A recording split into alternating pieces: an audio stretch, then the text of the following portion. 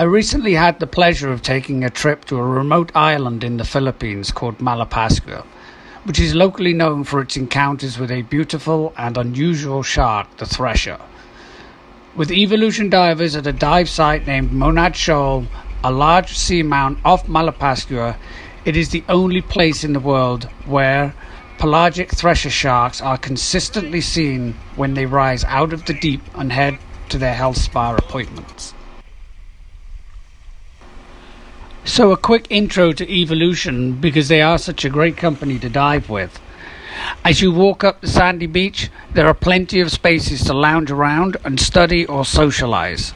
Staff wandering around this area making sure that you have everything that you want. And to the right is the dining areas, and tucked away past the tables is a raised bar area. Beyond the bar is where I think the true magic really happens, which is the scheduling board, and it is quite frankly a work of art.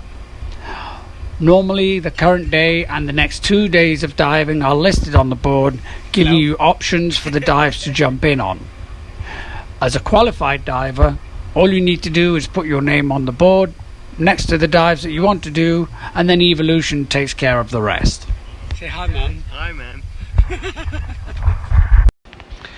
The board gives you the dive brief time, dive site name, the boat that you will be on, and the name of your designated dive guide with any special notes for you, for example your certification levels or the dive types. The board also lists the tidal information and any specific brief data, along with the divers undergoing training. To the left of the schedule board you will see the Malapascua island map. The board listing the rules, and below these two boards are a set of holders for dive site cards that you can look through and ask questions to decide if you want to do a specific dive. There is one more board that may interest divers, like me, and that is the very clear price list for your diving.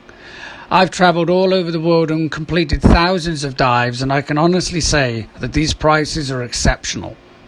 I was pleasantly surprised when I was given my final bill and I thought something was wrong, but it wasn't.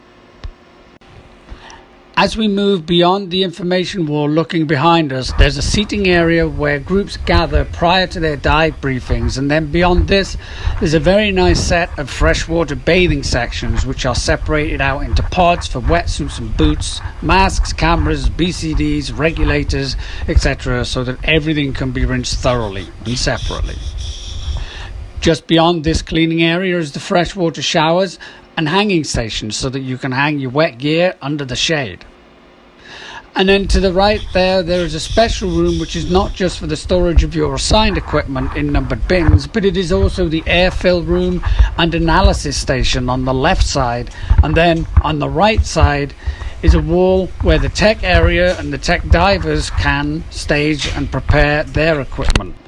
As a tech diver, you will be assigned a bay, and there is ample cooling in this area with ceiling fans and minimal spare parts and tools if you're caught in a pinch. Okay, so enough about our gracious hosts with Nick and Dannie and all of the other folks at Evolution, and let's talk about these sharks. So threshers are truly amazing creatures. They in fact named threshers due to their exceptionally long thresher-like tail, which can be as long as their body length.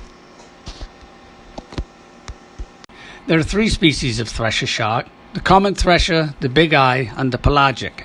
And by far the largest of the 3 is the common thresher, which may reach a length of 6.1 meters or 20 feet and a mass of over 500 kilograms or 1,100 pounds.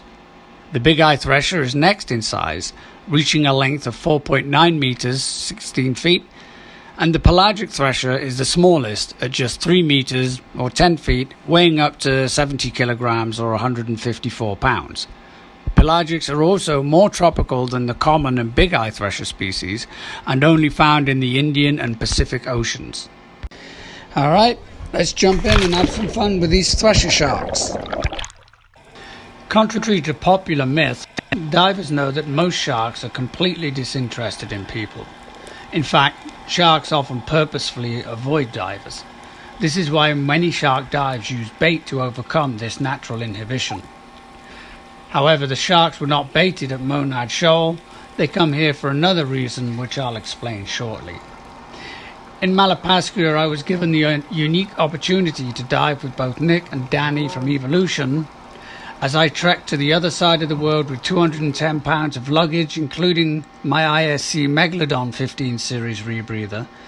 The three of us jumped in ahead of and far away from the crowds, and with our rebreathers it meant that we were silent and bubble-free, giving us much closer encounters with the sharks. The large eyes of the Thresher are adapted for hunting in low light conditions. It is one of the few sharks that conduct a ideal vertical migration, staying in deep water during the daytime and moving into surface waters at night to feed. Their eyes are as highly developed an optical system as nature has produced outside of the larger cephalopods. If you look closely in some of the video footage here, you'll see some small fish around the sharks, or in some cases a cloud of small fish above the reefs. These are not your average suicidal toying with death adrenaline junkie type fish. They are in fact a particular species that has a symbiotic relationship with the sharks, and this is why the sharks are here at Monad Shoal. Here they have cleaning stations which are like a fish health clinic, and these cleaning stations sit in various locations at Monad Shoal between 30 and 100 meters. The shallowest depth of around 30 meters gives standard open circuit divers very little time to encounter the sharks. However, I was fortunate enough to join Evolution divers Dannie and Nick in our rebreathers, carrying out much longer bottom times, which also gave us the added benefit of being silent underwater without any bubbles. Sharks accumulate unpleasant little external parasites over time, which can cause chronic disease, developmental problems and issues with respiration if they attach to the gills. Normal wear and tear from their active predatory lives also results in minor injuries and dead skin, which could lead to infection. Specialist cleaner fish in this region are both the blue streak cleaner wrasse and the moon wrasse, which service the sharks and pick off these parasites, removing dead tissue, providing a useful service to the sharks while also obtaining a meal for themselves. Obviously, sharks eat fish, and you can see how this could create an issue for the cleaners. But when the sharks turn up, these sharks lower their tails and circle over the cleaner stations in a specific posture to explicitly signal harmless intent and the desire to be cleaned. Sharks also slow right down to make it easier for the small cleaners to do a thorough inspection. And it appears that the cleaner fish focus on the small parasitic flatworms that are often found around the shark's pelvic area. Thresher sharks worry about us divers, more so the open circuit divers, releasing loud streams of bubbles into the water. On this dive, I was fortunate enough to have a very experienced open circuit diver with me, and the shark didn't seem so bothered with the bubbles, but as the shark came in closer, and with the second yelp of happiness from my dive buddy, the shark bolted like a chihuahua seeing its own shadow. So if you have any doubts about sharks being scared of us, then watch what happens here.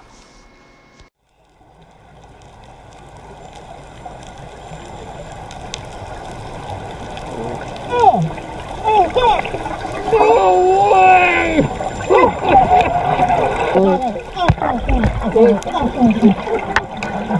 In here! Huh?